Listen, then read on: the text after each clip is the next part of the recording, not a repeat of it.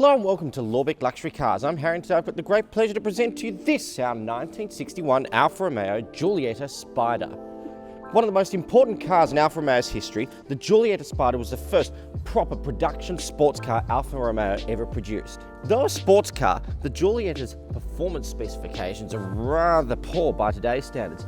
Under the bonnet here, you will see a 1.3 litre twin overhead cam inline four, which spits out a simply incredible 59 kilowatts, which means this car's output is about as uninspiring as a car is inspiring. Now, coming back to the styling, if you haven't already noticed, there's a little badge on the side here, which means that this car was in fact designed by Pininfarina, an Italian design house who were responsible for such ugly cars as the Ferrari 330, Ferrari Testarossa, Maserati A6, Fiat 124, Alfa Romeo Brera, just to name a few. So with such a modest output and such a pretty body, is this car all about the looks, or is there something more to it than that? Well, let's get in and find out.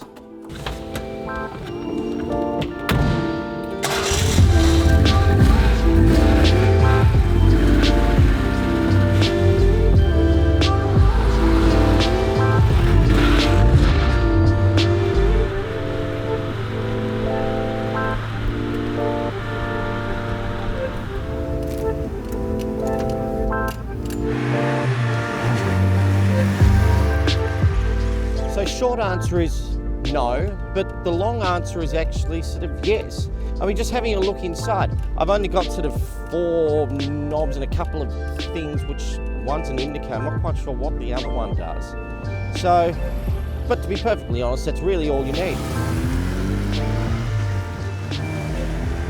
So really, beyond the looks, there actually isn't a whole lot going on. But because this car only weighs about 850 kilograms, it feels so sprightly. It just wants to go. It has a sense of fun and authenticity and honesty you just don't get in modern cars.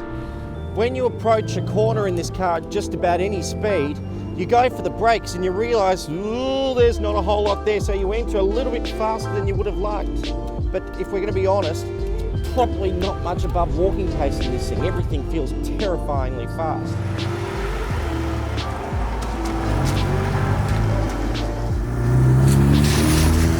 And you go around the corner, like we're about to just here, and the whole car leans over in a way only a Land Rover wouldn't even these days. Then as you come out of the corner and you put your foot on the loud pedal, the whole car sort of settles down and regathers itself and regroups. And you think back and you realise you wouldn't change an absolute thing about the way it just did it. I'm now an electric car driver, so I basically get around each day in a sensory deprivation tank. Why? Because I actually like it. I like the fact that it's refined, it's quiet and smooth. But that's for everyday use. The reason we own classic cars is not because they are the fastest, most comfortable or sensible way of getting from A to B, but because it takes us back to a bygone era, a simpler time, and perhaps for some, a better time.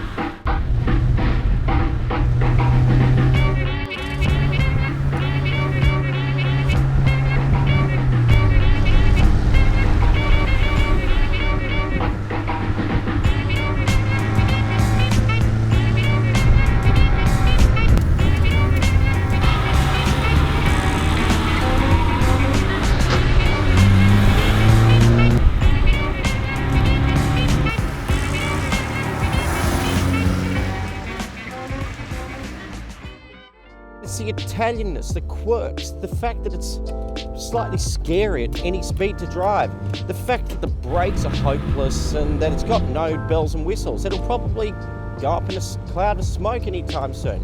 It's a proper motoring experience. It's why we own classic cars. We own them because we like the adventure that comes with it. We like the fact that they're not exactly as good as a modern car. They've got personality. They have a soul. It's the flaws that we have which give us our personality.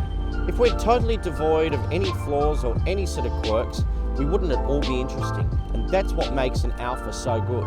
And our fully restored Concours winning example is not only a joy to drive and the perfect Alfa to own as an enthusiast or collector, but with prices on the increase, this one is for the investor as well at $169,990. We'll see you next week.